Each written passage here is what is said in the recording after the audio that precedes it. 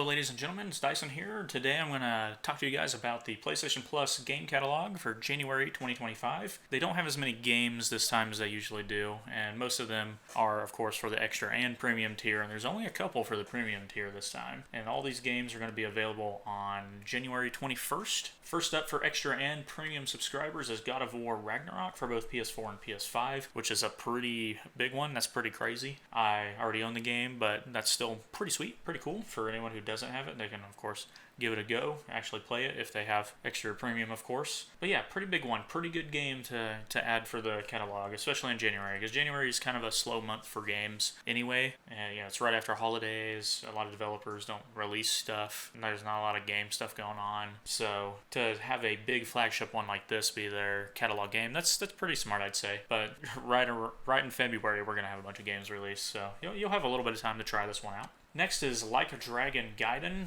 The Man Who Erased His Name for PS4 and PS5. This one I have seen some stuff on. It's a Like a Dragon game, so I know people enjoy it. It's Like a Dragon. I think it's in the same vein of like the Yakuza games or Yakuza. I'm not sure how to say that one. I'm botching it, I'm sure. But I've always heard that from people, any of my friends who have played both series or just people online, so I've never played any myself, so I can't say for certain. But anything I've heard about this one is people like a Dragon games, so I mean, hey, worth a shot. The picture here looks pretty dope, so I don't see why it wouldn't be a good game. But yeah, I'm not supposed to judge a book by its cover, but it looks decent from what I've seen and heard. Next is Atlas Fallen Reign of Sand on the PS5. It's an action RPG. Master Sans, get to explore, fantasy world. Every developer says, unique fantasy world. That's what it says here. But yeah, you're gonna hunt like really big creatures. I think they're like huge, colossal even, I think is the word they used. And there's some, they say spectacular combat. I have not seen anything myself, but I'd honestly never even heard about this game. But hey, you know what? I have premium. I'll probably give it a go. See how it is. Oh yeah, it might be worth it. Next is SD Gundam Battle Alliance for the PS4 and PS5. This one I have seen stuff on. I'm not like a huge fan of Gundam games, but I do like Gundam games. But I'm gonna give this one a go probably. See how it is. I've heard decent things, but I'll try any Gundam game. And next we have Sayonara Wild Hearts, which is a PS4 game. I've seen actual gameplay on this one, heard a lot of good things. People seem to really enjoy this game, so I'm excited to actually give it a go. So heck yeah, this one I actually know some stuff about. So a lot of these I don't know anything about, but yay, I actually know stuff about this one. I'm excited to try this one. It'll be fun. Next is Anno Mutationem. I definitely botched that, but yeah, it's a PS4 or PS5 game. It's a 2D meets 3D like cyberpunk world. It's a action adventure game with RPG elements. You become Anne, a highly skilled combat trained lone wolf on a personal mission in a giant metropolis full of sinister mega corporations, mysterious fringe groups, and creatures more bizarre than worlds can express. So I mean, I'll try any game, so especially the catalog games. I try to give them all a go. There's still a lot of games I'm behind on, so it might be a while before I try this one, but hey, 2D meets 3D cyberpunk doesn't sound horrible. I might actually like the design of the game. We'll have to see how it plays. Gameplay is a very important one to me. I like art styles too. I'm not like the hugest person on like graphics. They don't have to be the most insane graphics ever for me to enjoy the game. Good graphics is a bonus. I'm more about how stable are my frames when I'm playing, and how good is the gameplay. And I don't even have, I'm playing at 60 frames a second, but a steady 60 frames is still better than 30. So I want stable, good enough frames, and then I'm happy. But yeah, this art style looks like something it might be okay. Next is Orcs Must Die 3, PS4 and PS5 is what it's on. So I've played one of the Orcs Must Die. I don't remember if it's the first or second one, and I think it was a PS Plus game back on the PS4 years ago that I gave a go. And by myself it wasn't as fun, but I did get to play with people a little bit, and that made it more fun. Of course I'll try this one, but I'll probably wait for a friend to be like, to want to try it also, and then I'll actually play it with them. But I enjoyed what I played of the other Orcs Must Die, so this is totally fine by me. I'm down with more. Next is Citizen Sleeper on PS4 and PS5. This one I've actually heard of. I have not seen gameplay or anything like that. I've heard, I don't remember if it was all good or not. I feel like it was mixed, but I think I heard more good than bad. I just know that it's inspired by like tabletop role-playing games and stuff like that. It uses dice, clocks, and things like that. You play. It's I don't know. It's a strange one, but I'm gonna give it a go. I'll try it.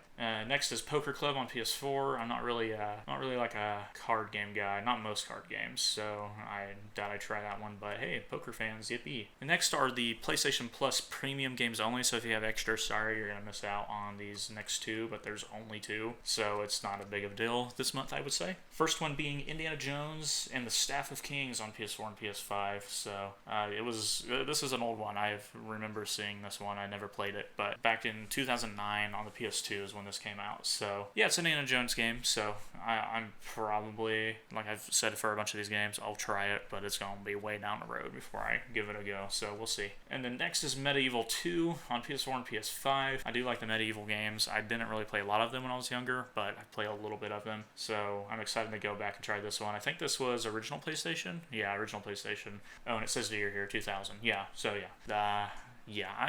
I like I said, I didn't play a lot, but I'm definitely going to go back and play this one because they did like that remaster or remake or whatever of the first Medieval, and that game was pretty dang fun, I'm not going to lie, so I'm definitely going to give this one a go and try it. And I know that I think people really like the Medieval soundtracks. From what I remember, I do remember music being pretty dope, so I'll give it a go for sure. And that's the end of the catalog games, but I am going to talk a little bit about the other monthly games since I didn't do a video on it or anything like that. The monthly games for January, of course, being Suicide Squad Kill the Justice League on PS5, which I know had mixed reviews, but for a free game, I think it's fine. It's an okay game. So, like I said, January, not a lot of games coming out, and January doesn't usually have the most banging, absolutely awesome PS Plus games, especially for the monthly games. Up next is Need for Speed Hot Pursuit Remastered. I've always enjoyed a decent racing game. I'm not like big on racing games, but if I find a good one, I'll really enjoy it. My favorite probably being Burnout Paradise, but I do remember liking some of the Need for Speeds. Hot Pursuit sounds like one of the ones I enjoyed, so I'll probably play it eventually. I have already had these all added to my library, but yeah, out there. I'll play it eventually. And then I've never actually played the Stanley Parable, and this is the Stanley Parable Ultra Deluxe Edition on PS4 and PS5. So this one I'm actually excited to play and try out. So I'll have to say overall, like review for this month for the games that are being added to PlayStation monthly games and catalog games. It's a solid 7 because of the catalog games. There wasn't a lot. It'd be higher if there was more, and especially if they're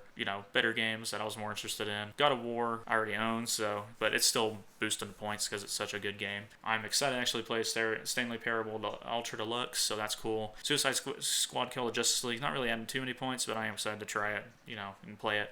I like any kind of looter game, especially like looter shooters. I don't know if it's the best looter shooter game, but I'll at least try it and see how it goes. And then the catalog games, there's stuff I'm gonna try and probably enjoy. So yeah, 7. I'll give it a 7 out of 10. And then I'll give a little update on why I didn't make any videos for December or January. December, I just got busy with the holidays, Thanksgiving, and then everything in between that, and then Christmas and New Year's. Kind of just got busy, so I didn't make any December videos on like the most anticipated games or the PS Plus games or anything like that. And it would have been cool because I would have seen that Marvel Rivals was anticipated. I might have seen Path of Exile 2 because I don't remember if that came to console in December or not. Maybe it came out earlier, but that's whenever I started trying it. Was both of these games were in December, and it was a good time. I really enjoyed both of them, and the reason I didn't do anticipated games for January is because, again, there's not really a lot, and I didn't feel like there was enough for me to talk about. And, again, holidays got in the way.